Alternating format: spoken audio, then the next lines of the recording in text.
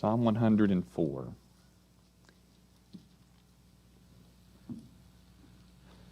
I'm still debating this, but I'm gonna go. We're gonna go this way. Don't raise your hand, okay? Just think about it. Do you please God? There are some who tell us that as human beings, we aren't capable of truly pleasing our Creator. At least once we've sinned as sinful humans, we can't do it. We can't please our Creator. And there are variations of that, and I do not want to turn this into some kind of didactic breakdown of doctrinal matters this evening. But just be aware of the fact that there's that question lingering. Can I please God? As you read through the Scriptures, you will find a number of specific statements of different ways that humanity is said to please God. Here's one of those this evening. It's in Psalm 104, the 104th Psalm, near the very end. Make your way over to that last paragraph or last stanza of this song, this Psalm 104. And you might pick up then about verse 31. And notice with me what pleases God.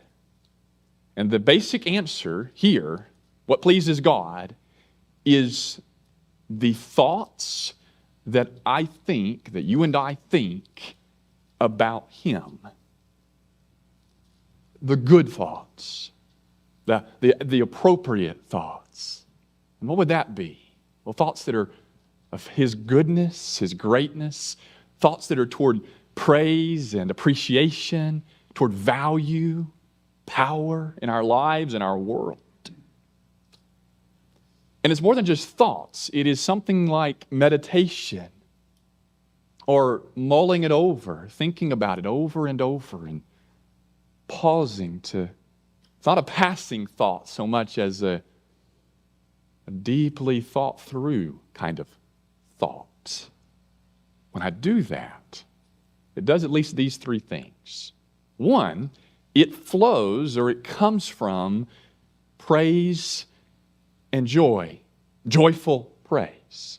I don't know that it starts so much with the meditating part as I'm seeing God's creation. If you read the first 29 or first 30, rather, I got to get my numbers right, verses of this song, it is a creation song. Go back for just a moment to verse 1, and he says, "Bless the Lord, O my soul. O Lord my God, you are very great.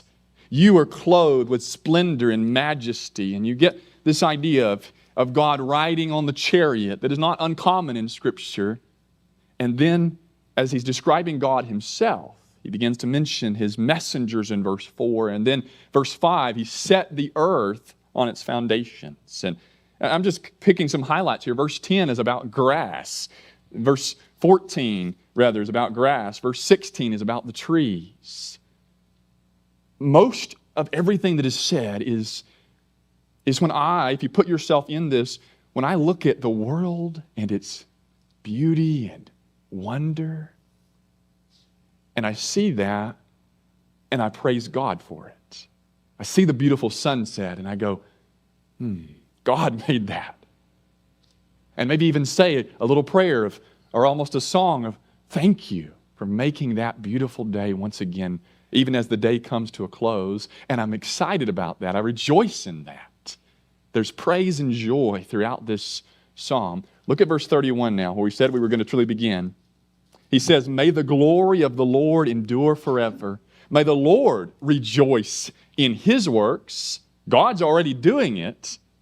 "Who looks on the earth and it trembles, who touches the mountains and they smoke. And then I will sing to the Lord as long as I live. I will sing praise to my God while I have being." And then the key line of the evening, may my meditation be pleasing to Him, for I rejoice in the Lord. So the order here is I'm already rejoicing and singing praises to God that leads me to thinking deep thoughts here and meditating more than just the thought of God's world, and I rejoice and praise Him. Now I come back and I'm meditating on it. It flows from joyful praise. But then, and this one we've already really said, we're just going to make sure we don't miss it. When I do that, when I think this way and I meditate, it pleases God. I don't want to break this down too much, because some of this is because we're human and we have pride, the wrong kind of pride sometimes. But you ever had somebody tell you they were thinking about you?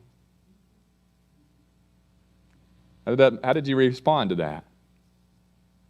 Now again, you might go too far and kind of obsess about it, right? And it might become dangerous for us as humans.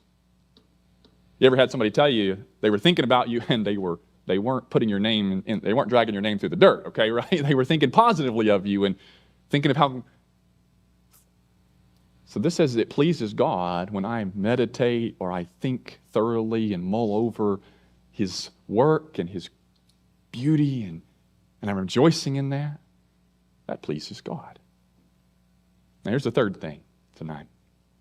Not only does it come from or flow, it flows from joyful praise, it pleases my God, it also molds my heart.